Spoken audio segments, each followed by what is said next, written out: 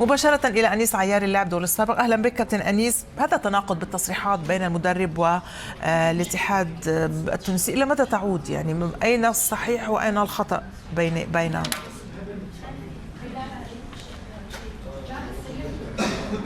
تحية ليك ليليان، تحية ليك وتحية للسادة المشاهدين الكل. أكيد جدا أنه ثم خطأ، أكيد جدا أنه ثم خطأ اتصالي، لكن اهم نقطه انه المدرب لم تكن له الجرأه انه باش يقول انه الاختيارات نتاعو الفنيه هي اللي خلت الملاعبيه ما يتحولوش معاه لفرنسا لمباراه المنتخب البرازيلي، وهذا ما اعابه الشارع الرياضي والاعلام الرياضي على سامي ترابلسي، لانه الامور سهله. يعني عدم اختيارك اللاعبين هو خيار فني. بعدين بعد النقد وبعد الضغط اللي صار، الجامعه التونسيه تهبط بلاغ تاكد فيه انه جميع طلبات التاشيره كانت بالموافقه. يعني لهنا دور اتصالي لمدرب ناخب وطني نتصور وما نتمناوش انه نشوفوها مره اخرى، لانك اليوم تعرف سامي ترابلسي يمثل كل التونسيين، صوره تونس. يعني المصداقيه اهم شيء، والاختيارات كانت فنيه بحته لا للتاشيرات كما قال هو، لانه العناصر اللي كانت مدعوه لثلاثه مباريات ولليان هذه سابقه، ممكن في اسبوع الفيفا نكونوا بثلاثه مباريات مع كما نقولوا احنا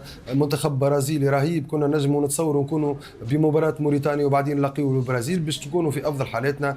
حقيقه كانت بعض النقاط للمراجعه، وخاصه التحضير للمنتخب البرازيلي اللي هو باش يكون منافس كبير على مستوى عالي. تمنينا انه التحضيرات تكون افضل بطريقه خير من اللي صارت.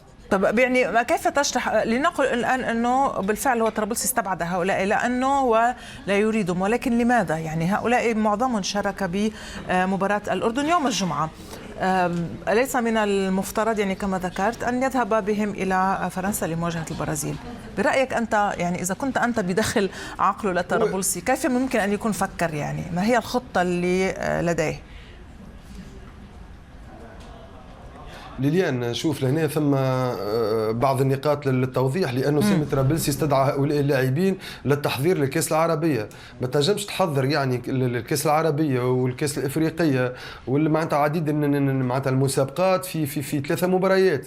تمنينا انه مباراه موريتانيا تكون تحضير جدي لمباراه البرازيل. مباراه البرازيل نكونوا عندنا فكره واضحه على كاس افريقيا، لانه حقيقه كل التونسيين ونكون واضحه معك ليليان، الكاس العربيه لا تعنيهم كثيرا. التحضير للكان اهم حاجه انه نمشيو بعيد في كاس افريقيا، ولما لا الكاريداس ولا الفوز بكاس افريقيا. الكاس العربيه ماناش اهتمامات التوانسه. ممكن قراءه سامي ترابلسي كانت مخالفه لكل التونسيين، لان هناك استدعى عديد العناصر التحضير بمباراه الاردن هي كاس عربيه. في الوقت الحاضر ما كنت نتصور انه التحضير للكان ومباراه البرازيل، وحقيقه انت تعرف في فتره سابقه ليليان انه الهزيمه القاسيه والثقيله اللي كانت على المنتخب التونسي والمنتخب البرازيلي، اتمنينا المباراه هذه والعوده لمنتخب البرازيل تكون الصوره افضل والتحضير يكون افضل. نتصور ان التحضيرات حقيقه ما كانتش مدروسه جدا من الناخب الوطني سامي ترابلسي. يعني انت قلت كابتن انيس انه اللي تركهم او الذي استبعدهم هم من سنتوقع ان يشاركوا مع تونس ببطوله كاس العرب. هذه البلبله يعني تعتقد أنه ألا تؤثر على مصداقية المدرب أمام اللاعبين؟ يعني تصريحاته ثم يعني هذه المغالطة التي حصلت والنفي من قبل الاتحاد، هذه مصداقية هامة جدا بين اللاعبين والمدرب. يعني حتى المجبر يعني هانيبال هو قال أيضا مشاكل التأشيرات وما إلى ذلك، يعني يمكن هناك أيضا مشكلة تأشيرات. انا ناكد لك لانه ما ثماش مشكل تاشيرات، لانه انا متاكد انه جميع التاشيرات كانت بالقبول. لكن حقيقه عدم المصداقيه مش حتى مع اللاعبين، مع التوانسه الكل. ليليان اليوم نحكيو على تونس، نحكيو على اختياراتك الفنيه، لازم تكون عندك الجرأه كناخب وطني باش تقول عدم اختياراتي هي فنيه. ما في مشكل، يعني ما نتصورش انه في مشكل اختيارات وانت مدرب اول وانت صاحب الاختيار، ما يعيب عليك حتى حد. لكن باش تقول انه التاشيرات وندعيو انه التاشيرات هي المشكل، حنا بعد المجبري كانت الانتقادات نتاعو على ارضيه ملعب رادس. صحيح. لانه الامكانيات نتاع الملاعب في تونس حقيقه اليوم غير صالحه للعب. ماهوش من معقول منتخب تونسي في التحضيرات نتاعو يكون على ارض صلبه، يعني نقول انه ملعب رادس رديء ورديء العشب نتاعو. هذاك علاش حنا بعد كان التصريح نتاعو هذا. لكن بالنسبه لسامي ترابلسي البارح وقت اللي البلاغ هبط من الجامعه التونسيه، كل التونسيين طالبوا سامي ترابلسي بالمغادره والاستقاله.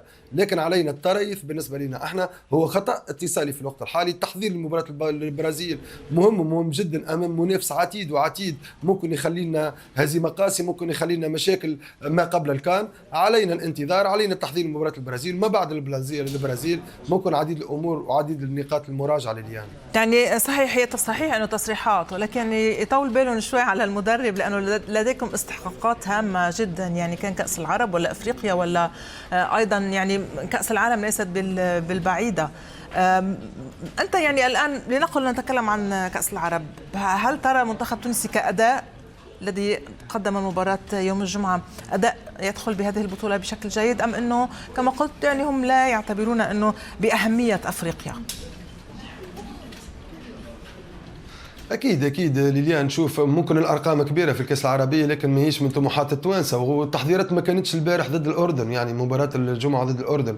حتى مباراه مصر كانت في مصر، زوج مباريات كنا نهزمنا، وكان المستوى نتاع اللاعبين المحليين على مستوى ضعيف وضعيف جدا، ياكد ضعف البطوله التونسيه ومشاكل كره القدم التونسيه على المستوى الفني. هذا مهم جدا للجمهور الرياضي انه يعرف انه البطوله التونسيه تمر بازمات على مستوى الميادين، على مستوى التحكيم، على مستوى الماديات، على مستوى خاصه الميادين، لانه هناك معناتها ميادين غير صالحه حتى للعب على مستوى عالي.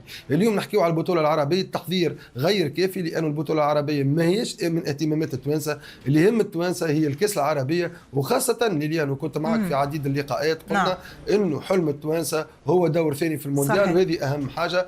تغيير المدرب وجوده من عدمه، هذا بعد مباراة البرازيل نجم نحكيو فيه. عظيم. شكرا لك أنيس عياري لاعب دول السابق، كنت معنا مباشرة من تونس.